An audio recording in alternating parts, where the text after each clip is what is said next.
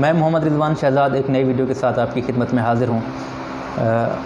Video start करने से पहले मेरी आपसे एक रिक्वेस्ट है कि अगर आपने मेरे चैनल को सब्सक्राइब नहीं किया अभी तक तो काइंडली उसको सब्सक्राइब कर लें। आज मैं जिस टॉपिक पे बात करूँगा वो ये है कि नज़र की कमज़ोरी क्या होती है, इसकी कितनी अक़साम होती हैं, इसकी अलामात क्या होती हैं, इसकी वजूहात क्या होती हैं और इसका इलाज कैसे किया जाता है। तो पहले हम बात करेंगे कि नज़र की कमज़ोरी होती क्या है। जब हम किसी चीज़ को देखते हैं तो उससे निकलने वाली जो लाइट रेज़ हैं वो हमारी आंख के मुख्तलिफ़ पोर्शन से गुज़रते हुए जाकर हमारी आंख के पर्दे पर टकराती हैं तो हमें चीज़ें साफ़ नज़र आती हैं। अगर किसी चीज़ से निकलने वाली लाइट रेज़ हमारी आंख के पर्दे पर जाकर ना फोकस हो रही हूँ, पर्दे से आगे फोकस हो रही हूँ या पर्दे से पीछे फोकस हो रही हूँ, तो उसकी वजह से हमें क्या होती है, चीज़ें धुंधली नज़र आना शुरू होती हैं, हमें चीज़ें साफ़ नज़र नहीं आती। इसको आम अल्फाज में नज़र की कमज़ोरी कहा जाता है।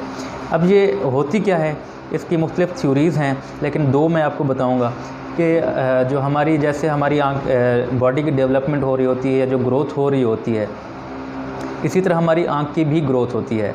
अगर हमारी आँख की ग्रोथ नॉर्मल से कम रह जाए या नॉर्मल से थोड़ी सी ज़्यादा हो जाए तो इसकी वजह से हमारी नज़र क्या हो जाती है, कमज़ोर रह जाती है।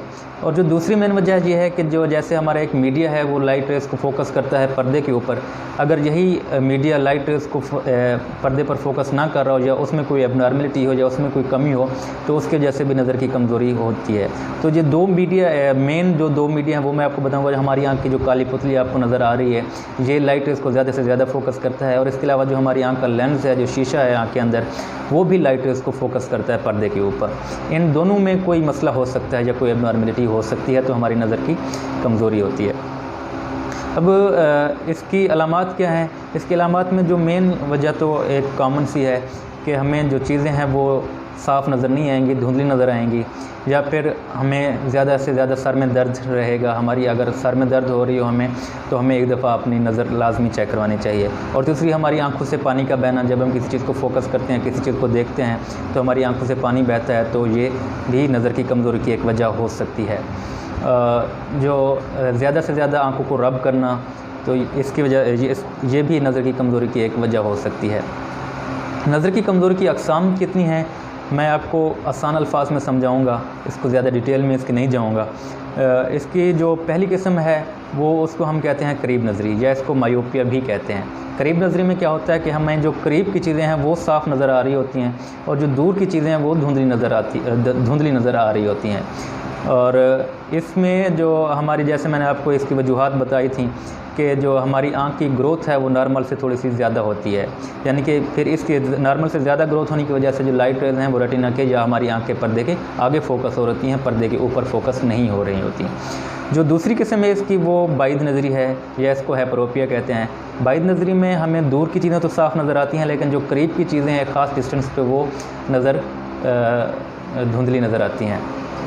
इसमें क्या होता है कि इसमें जो हमारी आँख की ग्रोथ है वो नॉर्मल से कम रह जाती है, जिसकी वजह से हमारी जो लाइट रेज़ हैं वो रेटिना के या आँख के पर्दे के पीछे जाकर फोकस हो रही होती हैं। और तीसरी एक किस्म है जिसको एस्टिग्मेटिज्म कहते हैं, और इसको समझाना हमारे लिए थोड़ा सा मुश्किल होता है क्योंकि इसकी ख़ास टर्मिनोलॉजीज़ हैं। इसमें होता है, मैं कोशिश करूँगा कि आसान अल्फाज में आपको समझाऊँ। हमारी जो आँख है इसकी दो मेरिडियंस हैं या दो डायरेक्शंस हैं, एक तो हॉरिजॉन्टल डायरेक्शन है और एक वर्टिकल डायरेक्शन है जिसमें उसकी एक पावर होती है। अगर एस्टिग्मेटिज्म में क्या होता है कि हमारी इन दोनों डायरेक्शन में से एक डायरेक्शन की जो पावर है वो मैक्सिमम होती है और दूसरी डायरेक्शन की पावर कम रह जाती है, तो इस चीज़ को हम क्या कहते हैं, एस्टिग्मेटिज्म कहते हैं। और जो चौथी एक किस्म है जिसको हम इस रिफ्रैक्टिव एरर में काउंट नहीं करते, लेकिन वो तकरीबन इससे मिलती जुलती ही है, तो हम इस टॉपिक के साथ ही उसको रिलेट करते हैं। वो ये होता है कि जैसे इंसान की उम्र 35 से 40 साल क्रॉस करती है तो एक ख़ास डिस्टेंस पे उसको करीब की चीज़ें उनको नज़र आना धुंधली हो जाती हैं, तो इस चीज़ को हम प्रेस बायोपिया कहते हैं, या ये एज रिलेटेड एक फिनोमिना है, एबनॉर्मलिटी है। तो इसका इलाज अब कैसे किया जाता है नज़र की कमज़ोरी का? नज़र की कमज़ोरी का इलाज के कई तरीके हैं, जिसमें से पहले ये है कि आपका डॉक्टर जो है या आपका जो ऑप्टोमेट्रिस्ट है वो आपकी नज़र की कमज़ोरी को मेजर करता है कि आपकी नज़र कितनी कमज़ोर है, और फिर आपको चश्मे या जो ग्लासेस हैं वो प्रिस्क्राइब करता है। तो इसका जो पहला तरीका है वो ये है कि ग्लासेस के ज़रिए से इसका इलाज किया जाता है। और दूसरा जो तरीका है, अगर कोई ग्लासेस यूज़ नहीं करना चाहता, उसके लिए ग्लासेस को हैंडल करना थोड़ा सा मुश्किल है, या वो सोसाइटी में जाने से थोड़ा सा उसको शर्म महसूस होती है कि मैं ग्लासेस कैसे पहनूं, तो उसका जो दूसरा तरीका है वो कॉन्टैक्ट लेंसेज यूज़ करते हैं। कॉन्टैक्ट लेंसेज का मतलब ये ख़ास किस्म के लेंसेज होते हैं, वो जो हमारी आँख की काली पुतली है उसके ऊपर जाकर कॉन्टैक्ट होती हैं। तो जो तीसरा तरीका है इसका, वो एक ख़ास एज में, जैसे ही हमारी जो डेवलपमेंट का पीरियड होता है वो कंप्लीट हो चुका होता है, तो उसके बाद ग्लासेस को रिमूव करने के लिए या चश्मा उतारने के लिए लेज़र के ज़रिए से सर्जरी की जाती है, शौक के ज़रिए से उसकी सर्जरी की जाती है।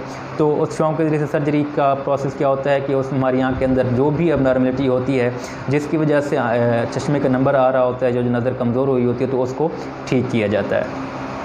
ये एक ख़ास एज में होता है, जैसे 18 से लेकर 21 साल का जो पीरियड है, वो उस एज में तकरीबन हमारी जो डेवलपमेंट है वो कंप्लीट हो चुकी होती है। तब हमारा जो नंबर है वो कांस्टेंट हो जाता है, वो बढ़ना रुक जाता है, नंबर 1 जाकर ना फिर वो कांस्टेंट हो जाता है। उस एज में हम कहते हैं कि अब सूटेबल हैं, आप जो है ना वो सर्जरी करवा सकते हैं। तो इसका जो सबसे बेहतरीन तरीका है और सबसे आसान और बहुत ही कम रिस्क के साथ ये है कि वो आप ग्लासेस यूज़ करें। और कॉन्टैक्ट लेंसेज थोड़े से रिस्की हैं, क्योंकि हमारा जो इन्वायरमेंट है वो एक डस्टी इन्वायरमेंट है या हॉट इन्वायरमेंट है, तो इस इन्वायरमेंट में कॉन्टैक्ट लेंसेज को यूज़ करना रिस्की हो सकता है। और बाकी मेरे ख्याल में तो मैंने आपको आसान अल्फाज में समझा दिया है इस टॉपिक को। बाकी हमें अपनी दुआओं में याद रखिएगा। अल्लाह पाक आपका हामी और नासिर हो। इंशाल्लाह एक नई वीडियो के साथ आपकी खिदमत में फिर हाज़िर होंगे।